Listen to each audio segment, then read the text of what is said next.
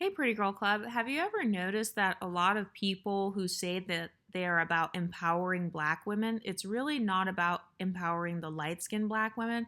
Because one thing I've noticed is that for a lot of women, they're not trying to end colorism. They simply want to take away the pretty privilege or the pedestals from other women and then, put themselves on that pedestal and put those women down. So I've noticed that ever since this space has been created, other people, whether it's on TikTok or whatever, have been trying to create story times like, oh, my light skinned friend was jealous of me. And I'm not saying that that's not true. I mean, I've had light skinned women jealous of me, and I am also light skinned. So I'm not saying that it's not true. I'm not invalidating their stories. But I guess the question I'm asking myself is where was this energy over the last 10 years? What happened to we're at the bottom, nobody likes us, nobody wants us? So how do you go from being the biggest victim to suddenly, oh, I'm just a bad bitch and people are jealous of me? Another thing that I've noticed is when people do these story times and say, my light skinned friend was jealous of me, notice how sometimes the stories are kind of vague. It's like, okay, I got a drink at a bar, my friend didn't get a drink at a bar. And so then she was jealous of me.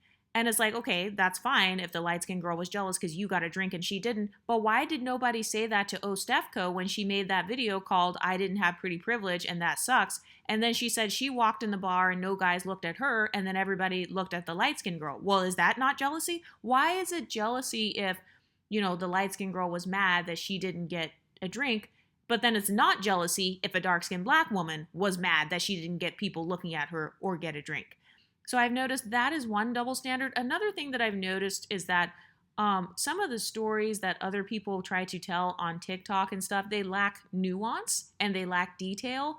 So if you look at the story times on my channel, by the way, I'm not saying that people can't be lying on this channel, but notice how a lot of our stories, they're very nuanced, they're very detailed. I have had women explicitly tell me that they are jealous of my skin complexion. I have had both dark skinned black women as well as monoracial, pale skinned, blue eyed, blonde, white women make that statement that literally I am jealous of your skin tone. I wish I had your exact skin tone.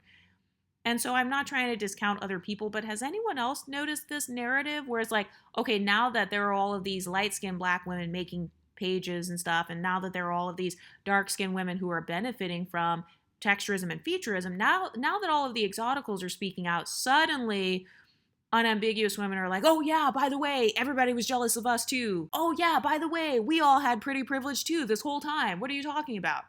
And it's like, okay, if you did have all of those things this whole time, that's fine. But why were none of the biggest channels? Why didn't you correct all of these channels that were making you guys look bad then? Why didn't you correct the biggest black women empowerment channels saying that you guys are the least desired, least protected, least provided for? He only wants to go 50-50 because you're a black woman. All of that. Why were you guys not correcting that? If everybody's jealous and like you have so much pretty privilege and stuff and you have all these pedestals. That's one thing I've noticed. But anyway, if you have any story times you want to share on this channel, please email me at exoticalsunited@gmail.com. Please email me the stories about pretty girl problems or people being jealous of your phenotype, your experiences with monoracial people, whether it's white people, black people.